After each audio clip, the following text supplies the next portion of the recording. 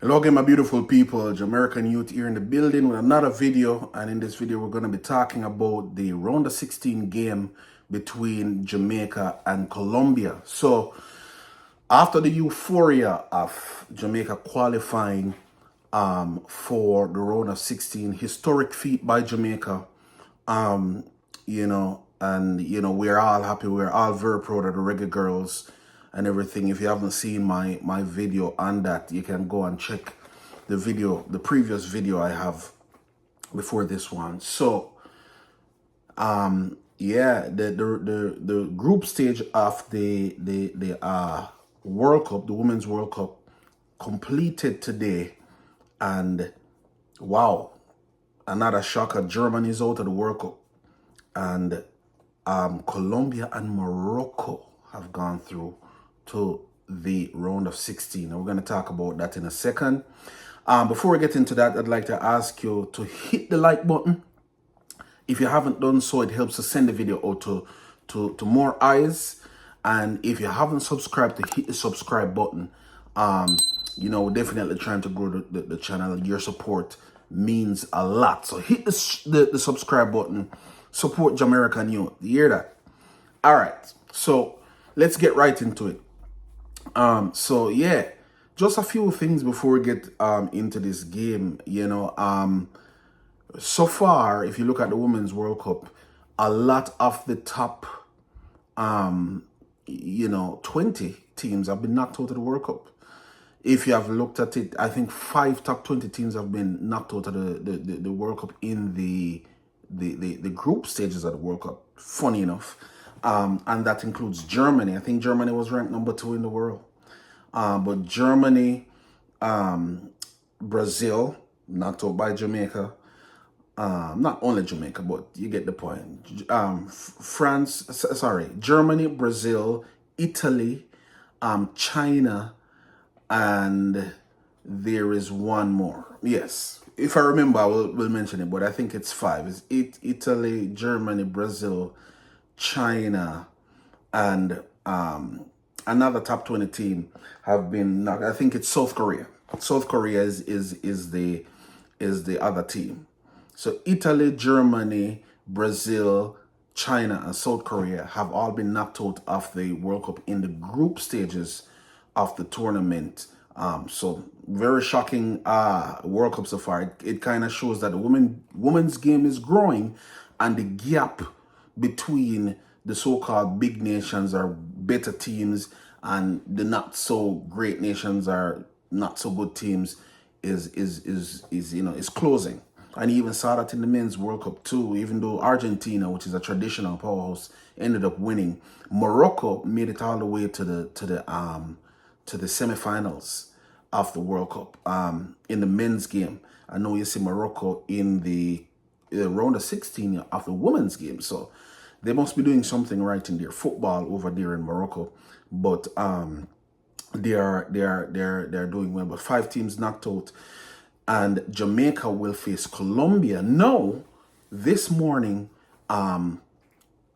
Morocco beat Colombia by 1-0. And, this is an interesting result. Very, very interesting result. Because if you remember, for those of you who were following the Reggae Girls, they played a warm-up match behind closed doors with Morocco right before the World Cup started, and Jamaica actually defeated Morocco by 1-0. Now, does it stand to reason that if Jamaica beat Morocco 1-0 and Morocco beat Colombia 1-0, it then stands to mean that Jamaica can beat Colombia by 1-0 or whatever? Not necessarily. Not because Jamaica beat Morocco and Morocco beat Colombia means that we are going to beat Colombia. It doesn't necessarily translate like that, but what it does mean is that it's a winnable game for Jamaica. So it's not one of those games where we're going up against a powerhouse like, France, where even though we drew with France, a result wasn't necessary in that game. We could have just walked away with a point. In the round of 16, a result is going to be necessary. It's either it's win or go home. So It's either going to, if it ends 0-0 after 90 minutes and it goes in extra time and it's still 0-0, it's going to go into penalty shootout because there has to be a winner in this game. I do believe that this is a good matchup for the Reggae Girls.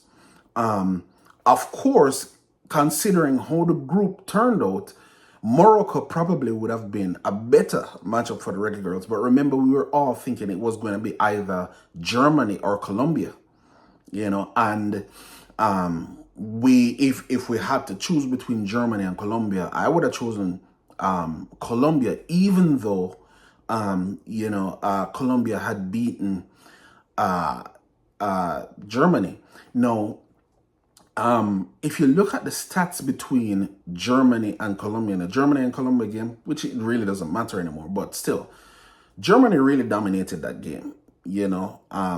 They had more possessions, they had more shots, they dominated that game. Colombia won, kind of under the back of their rising star Caicedo. I think they have it's a wing forwardish type player. Scored a spectacular goal. She looked really good in that game. But Germany really dominated that game.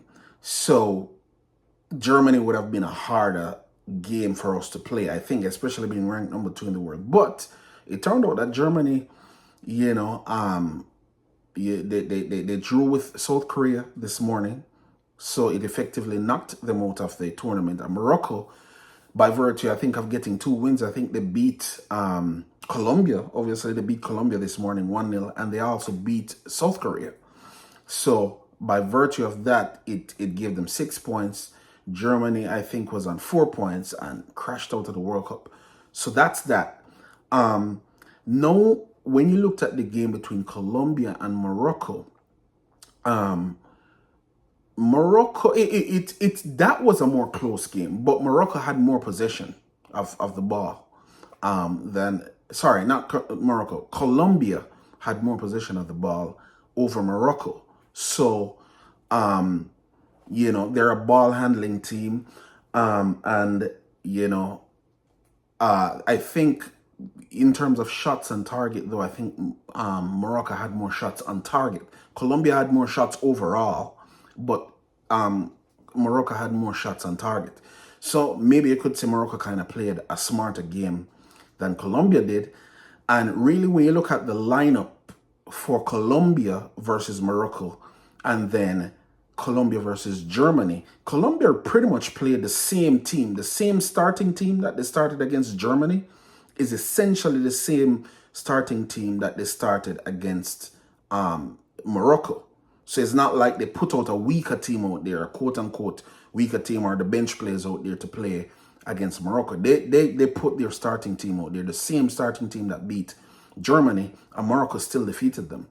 I think they made one change, though. I think against Germany, they started this player called Andraud, but in this game, they brought in Santos, which is their number 10. But it doesn't really matter. It's essentially the same team that they started against Germany. They started against Morocco. Morocco got by them 1-0. And the reason why I'm bringing this up is because, again, as I said, this is a good matchup for Jamaica.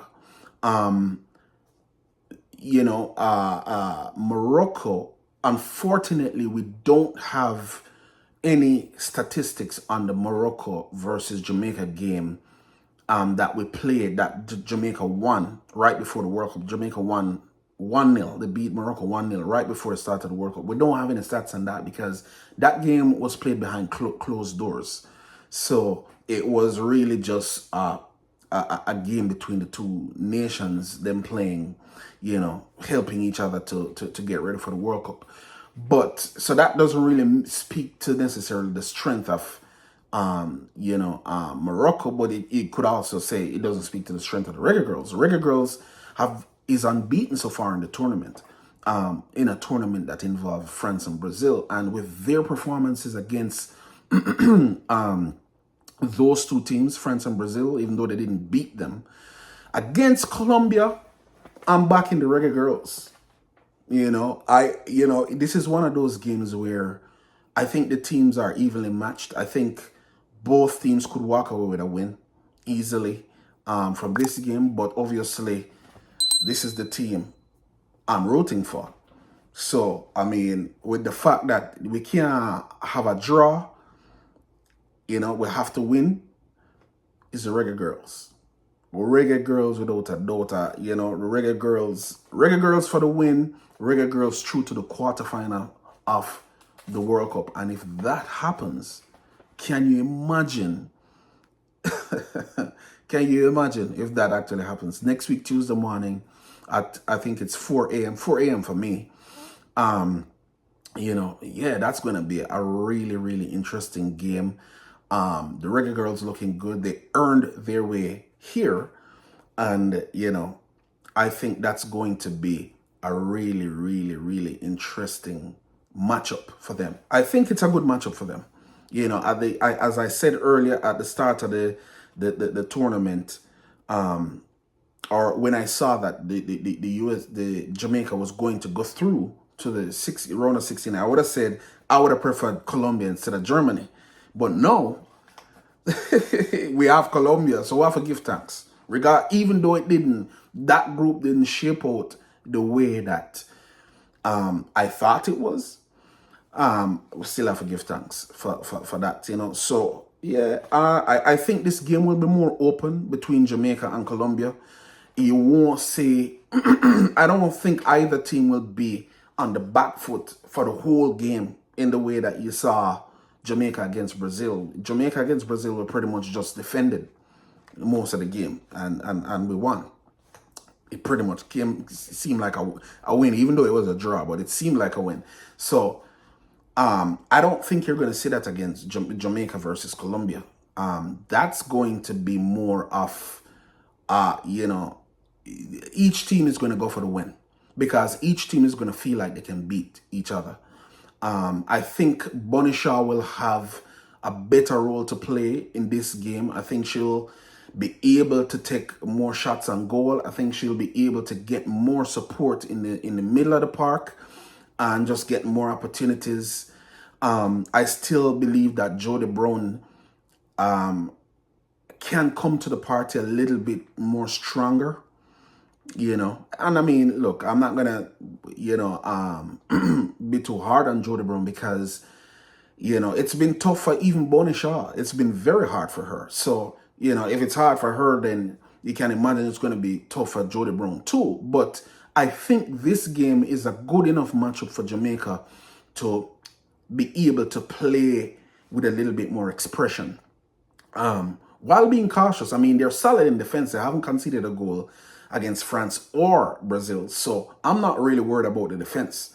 I mean, with Alice Swaby and the two Swaby sisters, Wiltshire and what's her name? Denisha Blackwood. And then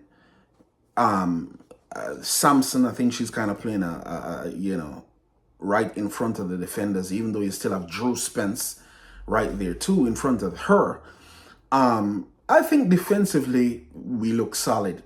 In attack is where we will definitely need to express some more. So you might see back Shayna Matthews in the starting lineup because she has the speed.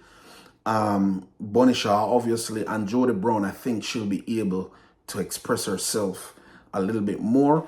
Depending on how the game is going, I think it would be a good game for Trudy Carter with her skill set to come in, pair her with a Drew Spence in midfield. But, I mean, it depends on how the coach see it. I mean, he may not start somebody like Trudy Carter too early in the game because we want to keep... I don't think Trudy Carter is that quick.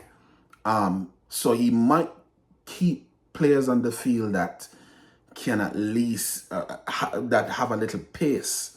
So, and then maybe later on in the game bring on a Trudy Carter, depending on how the game is going. I don't know. I think this coach has everything well planned out. I think he will look at Colombia and how they have played and come up with a strategy to defeat them. Because no, it's not a strategy to earn a point. It's a strategy to defeat the team. And I think this is a winnable game for for Jamaica. I think it's a good matchup for Jamaica. So even though this is our first time in the round of 16, I think Jamaica can push on to the quarterfinals. I really do think that we stand a good chance. But at the same time, Colombia is going to feel like they stand a good chance too, because it's not as if Jamaica is even ranked higher than Colombia. I think Colombia is ranked down in the 20s. And Jamaica is ranked 43. But as you have seen in this World Cup, the rankings doesn't really, as I say, what they say, rankings is just a number. It doesn't really mean that a team is going to beat you on the day. So even though Colombia is ranked higher than Jamaica, Jamaica can get past Colombia, but Colombia will also feel that we are ranked higher than Jamaica, so we must be a better team than Jamaica. We are the favorites. Let's go out there and win this game and show why we are ranked higher than Jamaica. So, I mean, again, I see a very exciting game coming, and I'm definitely looking forward to it, especially after the euphoria of yesterday, and just the achievement of the reggae girls in general. Looking forward to it. So yeah, we also saw a story where FIFA has changed their policy to now they're going to be giving the girls in the round of 16, I don't know, a bigger paycheck or an extra paycheck for making it to the round of 16 that wasn't there before. I don't know what it is, but I saw that story. It's like $60,000 per player. And I'm like, wow, that's amazing. That's amazing for them. That's amazing that FIFA is doing that. And you know, I have my thoughts on the whole, the whole, debate about payment, for women in football versus men in football. Not gonna get into that. But what I will say, especially for the reggae girls, I'm really happy that they're getting this, especially because of how this federation, has treated them, and I'm talking about the football federation in general, in particular, and not necessarily the government. No, I don't want to get political, but just to end off this video, so first of all, I did see that story about them getting that extra $60,000 per player. I guess in addition to whatever monies they were going to get to qualify for the World Cup or play in the World Cup. So, a lot of money will be coming the federation's way. FIFA has said that they don't have a way to get it to the players but through the federation. So I hope the federation is going to give these players their $60,000 and the water doesn't get muddy and murky and, oh, they were supposed to get $60,000, but this happened and they could only get a smaller amount. We hope that that doesn't happen. So, because FIFA has said there's no other way to give the players the money but to go through, the federation. And I know that unfortunately Jamaica's federation has been in the international media. So when FIFA is making their decisions, especially as it relates to women's football, I'm pretty sure Jamaica is in their mind. Not only Jamaica, because there were other teams who are having problems with their federation as well, like Nigeria. But I'm pretty sure Jamaica is in the back of their federation because Jamaica is such a popular brand across the globe that people are going to hear what's going on. So I hope the girls get those funds. The other thing I want to say is with the I'm losing my train of thought, but with the sports minister Babsy Green, she came out yesterday and said that the government has been supporting the reggae girls. They gave the reggae girls I think $20 million. They contributed $20 million to the reggae girls for the World Cup. Where they gave $10 million to the football federation, and then they're going to give another $10 million directly to the girls, where they deposit the money directly in their account. So they have the accounts for each of the girls, so they're going to make that deposit for the girls. And I am happy to hear that. because I really don't like to hear the girls complaining about the federation, because the way I feel about it is, even though I am even though I am upset about hearing negative things in the media about the JFF, and I'm upset at the JFF and all of the things that I hear that they're not doing, or the things that they're doing to disrupt the football. I still don't like to